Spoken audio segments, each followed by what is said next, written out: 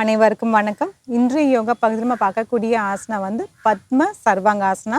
சர்வாங்காசனத்திலேயே வந்து பத்மாசனா போட போகிறோம். அந்த ஆசனம் எப்படி பண்ணுறதுன்னு பார்க்கலாம் வாங்க. அதுக்கு முன்னாடி சில பயிற்சி ஆசனங்கள். தண்டாசனால உட்காந்துக்கோங்க. ஆழ்ந்த மூச்சு உள்ளே இழுத்து வெளியே விடுங்கள். அப்படியே வந்து படுத்துக்கலாம்.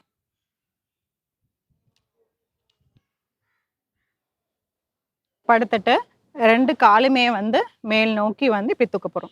இது வந்து பயிற்சி ஆசனம் 1. நீங்கள் கீழேருந்து பாருங்க, இப்போ இப்படி மடக்கிட்டுமே கீழேருந்து இப்படி மடக்கிட்டுமே இப்படி தூக்கலாம். அப்படி இல்லைன்னா கால் நீட்டிட்டு அப்படியும் தூக்கலாம். உங்களுக்கு எப்படி வசதியோ அந்த மாதிரி தூக்கிக்கோங்க. இந்த 2 காலை மேலே நீட்டும் போது உங்கள் முட்டி வந்து மடங்கக்கூடாது.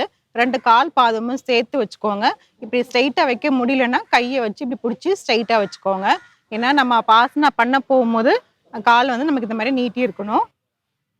கைகளை வந்து இப்படி நான் வச்சுக்கிறேன். உங்களுக்கு கை இப்படி கீழே வைக்க முடியலன்னா இப்படி பிடிச்சிக்கோங்க. இதில் இருக்கலாம். 1 2 3 4 5 6 7 8 9 10. தளர்த்திக்கலாம்.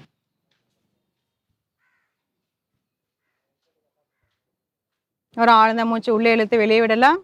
பயிற்சி ஆசனம் 2 சர்வாங்காசனா போயிடலாம். அதே மாதிரி காலை மடக்கிட்டு தூக்குறோம். கை வந்து உங்கள் பின்பகுதியில் எப்படி வச்சுக்கோங்க. இந்த ட்ரைசெப் கீழே வச்சு நல்லா அழுத்திக்கோங்க. நல்லா அழுத்திட்டு ஒரு சின்ன ஜர்க் கொடுத்துக்கிட்டிங்கன்னா கால் கொஞ்சம் மேலே வரும். அப்படியே வந்து காலை வந்து மேலே நோக்கி இப்படி தூக்க போகிறோம். கை வந்து பின்பகுதியில இருந்து அப்படியே உங்கள் முதுகு கிட்ட வரணும். நல்லா கீழே வரணும். கை எவ்வளோ கீழே நீங்கள் கொண்டு வரீங்களோ அவ்வளோ கீழே வந்து முதுகு வந்து நேராக வரும். கால்கள் வந்து நல்லா அப்படி மேலே போகும். கை அதுக்கேற்ற மாதிரி அட்ஜஸ்ட் பண்ணிக்கோங்க. எல்போவும் அட்ஜஸ்ட் பண்ணிக்கோங்க. டோ வந்து பாயிண்ட் பண்ணிக்கோங்க. இதில் வந்து உங்கள் சின் வந்து உங்கள் செஸ்ட்டில் வந்து லாக் ஆகணும். அந்த மாதிரி வச்சுக்கோங்க. இதில் இருக்கலாம். 1 2 3 4 5 6 7 8 9 10. தளர்த்திக்கலாம். தளர்த்தும் போது இங்கே முதுகில் இருந்த கை கொஞ்சம் கொஞ்சமாக உங்கள் பின்பகுதியில் வந்துட்டு அப்படியே வந்து கீழே இறக்க போகிறோம். கீழே இறக்கும் போது பொறுமையாக இறக்கணும். உங்களோட பட் கீழே நல்லா வரணும். வந்துட்டு கால் அப்படி நேராக வச்சுக்கோங்க. அப்புறம் அப்படியே மடக்கிடலாம். ஒரு ஆழ்ந்த மூச்சு உள்ளே இழுத்து வெளியே விடலாம்.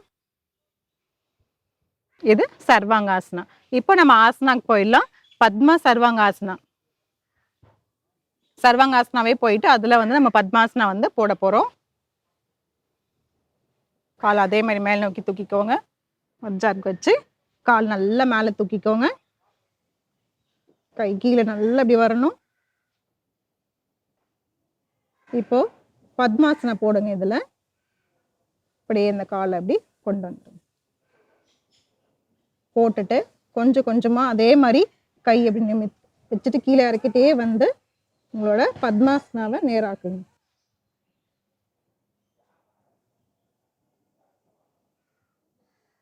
இதில் இருக்கலாம். 1 2 3 4 5 6 7 8 9 10. தளர்த்திக்கலாம். தளர்த்தும் போது மறுபடியும் வந்து நீங்கள் சர்வாங்காசனம் வந்துட்டு தான் கீழே வரும். இது கீழே வைக்கும் போது தலை தூக்கக்கூடாது. தலை வந்து வைக்கும் போது தலை தூக்க தான் வரும். ஆனால் தலை தூக்காமல் நீங்கள் பார்த்துக்கோங்க. ஒரு ஆழ்ந்த மூச்சை உள்ளே இழுத்து வெளியே விடலாம். இது பத்ம சர்வாங்காசனா. இதுக்கு வந்து மாற்று ஆசனம் அப்படியே வந்து நம்ம செஞ்சிடலாம். மாற்று ஆசனம் வந்து மச்சி ஆசனம். மச்சி ஆசனம்னா ஃபிஷ் போஸ். அது செஞ்சிடலாம். அதுக்கும் வந்து பத்மாசனா போட்டுக்கலாம். நீங்கள் உட்காந்துட்டு பத்மாசனா போட்டு படுத்தாலும் சரி, படுத்துக்கிட்டே பத்மாசனா போட்டாலும் சரி. இப்போ கைகளை பின் நோக்கி இப்படி வச்சுட்டு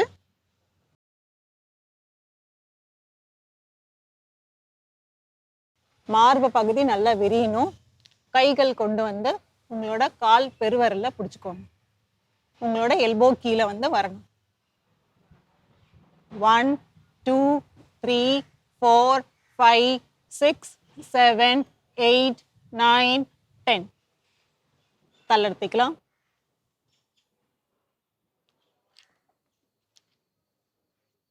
பத்மாசனாவை தளர்த்திக்கலாம். ஒரு ஆழ்ந்த மூச்சு உள்ளே இழுத்து வெளியே விடலாம்.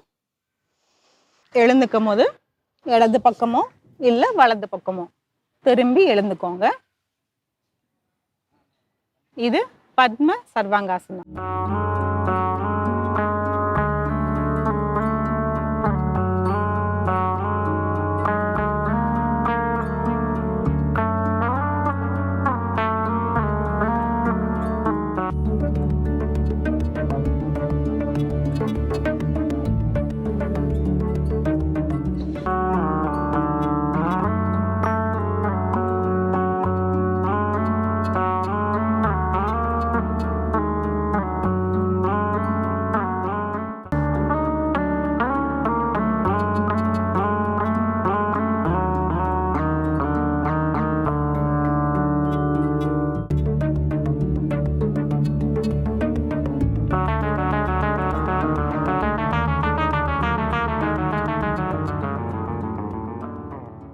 பத்ம சர்வாங்காசனம் எப்படி பண்ணணும்னு சொல்லிட்டு பார்த்தோம். அதோட பயிற்சி ஆசனங்களில் வந்து பார்த்துட்டு இருந்தோம்.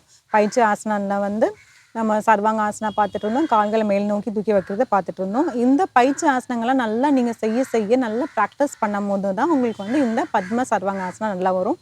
அதுக்கப்புறம் சர்வாங்காசனம் பண்ணும் போது நீங்கள் ரொம்பவே வந்து நீங்கள் கொஞ்சம் ஜாக்கிரதையாக இருக்கணும். அதாவது வந்து நம்மளோட தலைப்பகுதி, கழுத்து, அப்புறம் தோள்பட்டை மட்டும்தான் நம்ம கீழே இருக்கும். அதுக்கப்புறம் நம்ம எல்போ வந்து கீழே இருக்கும். அதை உடம்பு ஃபுல்லாக வந்து மேலே தூக்க போகிறோம். அதனால நம்ம சொன்ன மாதிரியே வந்து கைகளை பொறுமையாக வந்து கீழே இறக்கிட்டு அந்த இடுப்பு பகுதியிலேருந்து கொஞ்சம் கொஞ்சமாக கீழே இறக்கிட்டு வந்து முதுகு தள்ளுறதுக்கு வந்தால் மட்டுமே வந்து அது உடம்பு வந்து நேராகும். உடம்பு நேரம் ஆக கால்கள் வந்து நேராகும். இந்த மாதிரி பண்ணிட்டீங்கன்னா உங்களுக்கு வந்து சர்வாங்காசனம் நல்லா வரும்.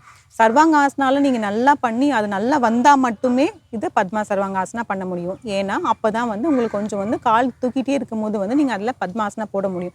சில பேருக்கு கால் மேலே தூக்கி வச்சுக்கிட்டே சர்வாங்காசனா பண்ணிக்கிட்டே பத்மாசனா போடுறது கொஞ்சம் கஷ்டமாக இருக்க மாதிரி இருக்கும். ஒரு சிலர் எப்படி பண்ணுவாங்க பார்த்தீங்கன்னா, பத்மாசனா போட்டு அப்படியே தூக்கிடுவாங்க. சில பேரால் அந்த மாதிரி தூக்க முடியாது.